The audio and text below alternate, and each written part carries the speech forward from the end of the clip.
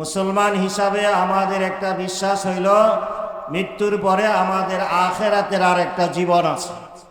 কি বলেন, আসেনি না নাই? আল্লাহ বলেন ওয়া ইন্নাদ দারাল আখিরাতা লাহিয়াল হায়াওয়ান লাউ কানু ইয়ালামুন। ও জগৎবাসী, দুনিয়া ছেলে খেলা নয়। দুনিয়ার রং তামসায় মজে থাকলে হবে না, আনন্দ উল্লাসে বিভোর হয়ে থাকলে হবে না। দুনিয়ার ক্ষেত খামার, দুনিয়ার টাকা পয়সায় ডুবে থাকলে হবে না। দুনিয়ার কাজের সাথে সাথে তোমাকে আখিরাতের ফিকিরও করতে হবে। কারণ মৃত্যুর পরই মানুষের জীবনটা শেষ না, আখিরাত আছে, আল্লাহর দরবারে যাইতে হবে, হিসাব নিকাশ দিতে হবে। তো আল্লাহ কেন পাঠাইছেন, কি আমাদের করা দরকার, এদিকটা খেয়াল করতে হবে। এই জন্য রসুল করিম সাল্লাল্লাহু আলাইহি ওয়াসাল্লাম এরশাদ করেন, ইত্তাকিল মাহারিম, ইত্তাকিল মাহারিমা তাকুন আ'বাদান নাস। হে মুসলমান, তুমি হারাম থেকে বাঁচো, হারাম থেকে বাঁচো। শুধু ইবাদত করবে তা না, ইবাদতও করতে হবে, হারাম কাজ থেকেও তোমাকে বাঁচতে হবে। সুদ খাইলা, ঘুষ খাইলা, মদ খাইলা, জুয়া খেললা, চুরি করলা, ডাকাতি করলা, আত্মসাৎ করলা, আর নামাজ রোজা পড়লা, কোনো কাম হবে না। ইবাদতের সাথে সাথে আল্লাহর নিষিদ্ধ জিনিস যত হারাম আছে হারাম বর্জন করো, তাহলেই তুমি আল্লাহর বড় আবেদ হইয়া যাবে। তোমার জন্য দুনিয়ার শান্তি, আখিরাতের মুক্তি নসিবে জুটবে।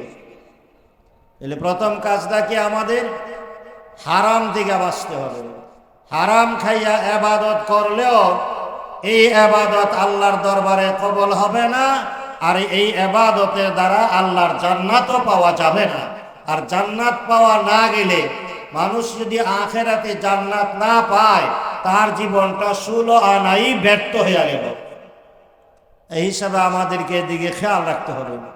আল্লাহর রাসূল সাল্লাল্লাহু আলাইহি ওয়াসাল্লাম এরশাদ করেন, কুল্লু জিসমিন গুযিয়া বিল হারাম ফান্নারু আউলা বিহি।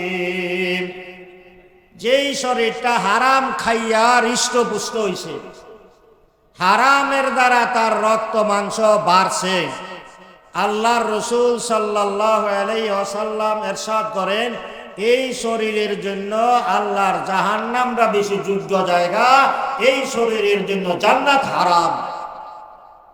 এই জন্য রুজি রোজগার করব, টাকা পয়সা উপার্জন করব, চিন্তা করতে হবে হারাম পথে যেন আমার আয় উপার্জন না হয়, হালাল পথে যেন আমার রুজি হয়, আমার পেটে যেন কোন রকমের হারাম বস্তু না যায়, এদিকে খেয়াল করতে হবে।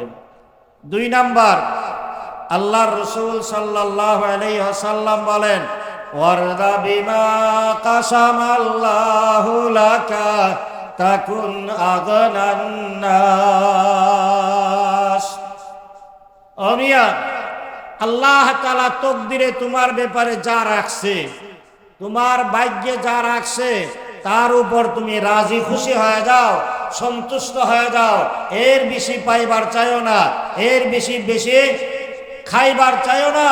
আল্লাহ তাআলা দুনিয়ার সকলকে এক পজিশনে দেন নাই, ছোট বড় আল্লাহ তাআলা এই দুনিয়ার ভারসাম্য রক্ষা করার জন্য এমনটা করেছেন। কাজে তোমার তকদিরে যতটুকু আসছে চেষ্টার পরে এতেই তুমি সন্তুষ্ট হয়ে যাও, তাহলে তুমি আন্তরিকভাবে ধনী হয়ে যাবে।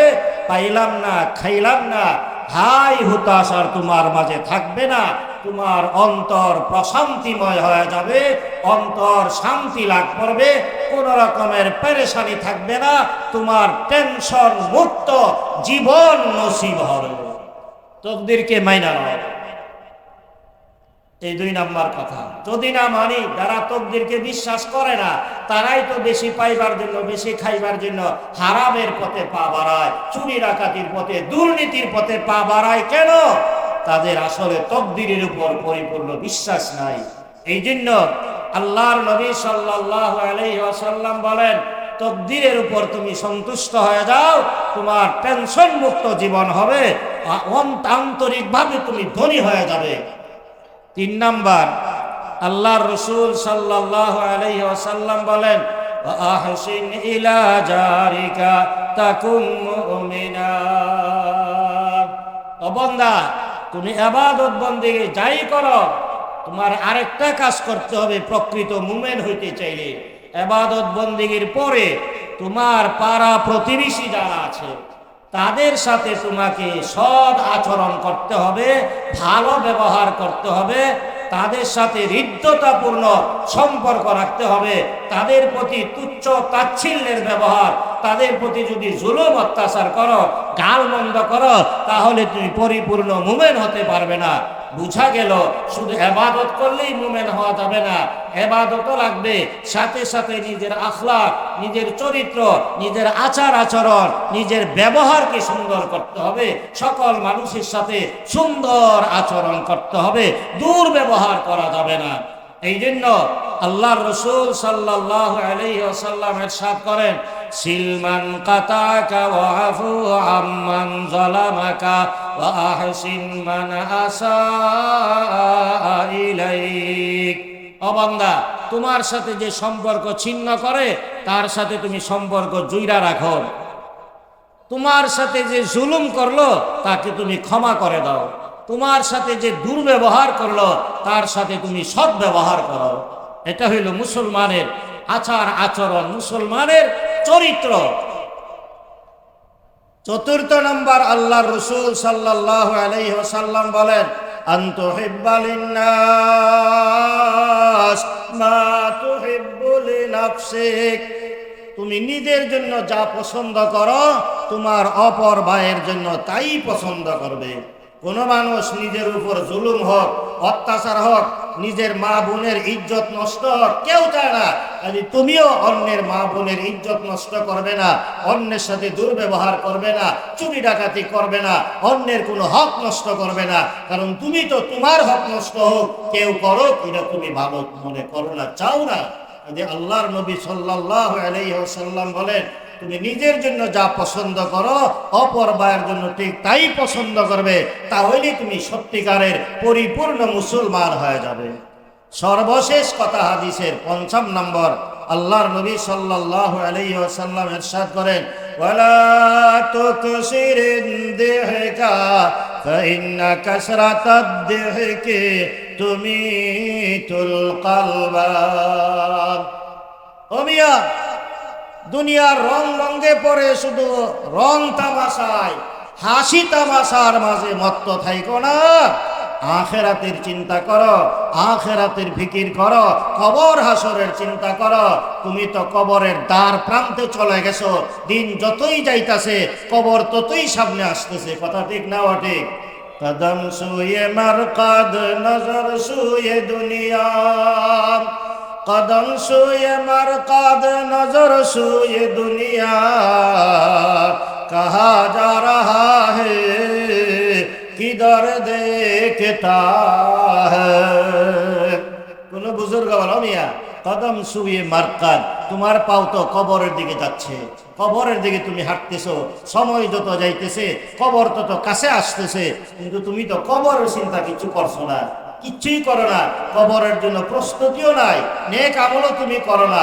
তোমার কি অবস্থা হবে একটু চিন্তা করি, একটু চিন্তা করি ভাই, কখন তার মরণ এসে যায়। মরে গেলে তো আর কিছু করার থাকবে না। যা আমরা করেছি সেই অনুযায়ী বদলা নিতে হবে। কথা ঠিক না ঠিক? এই জন্য রাসূল করিম সাল্লাল্লাহু আলাইহি ওয়াসাল্লাম বলেন, তামুতুনা কামা তাহিয়াউন ওয়া তুহশারুনা কামা তামুতুন। ও দুনিয়ার মানুষেরা, তোমার মরণ কিন্তু ওই হালাতে হবে যেই হালাতে তুমি তোমার জীবন যাপন করতেছ। জীবন যদি সুন্দরভাবে নেক হালাতে চালাও, নেক হালাতে তোমার মরণ হবে। যেই হালাতে মরণ হবে ওই হালাতে তোমার হাসর হবে। এই জন্য আমরা নিজেদের আমলগুলা শুধরাই, অতীতের গুনাহ খাতার জন্য খালেস তওবা করি। সামনে যেন আর আল্লাহর হুকুম লঙ্ঘন না হয়, নবীর তরিকা লঙ্ঘন না হয়। আল্লাহর হুকুম নবীর তরিকা অনুযায়ী নিজে বিবি বাচ্চা সকলকে নিয়ে আখিরাতমুখী জীবন গড়ার চেষ্টা করি। আল্লাহ আমাদের তৌফিক দান করুন। সকলে বলে আমিন।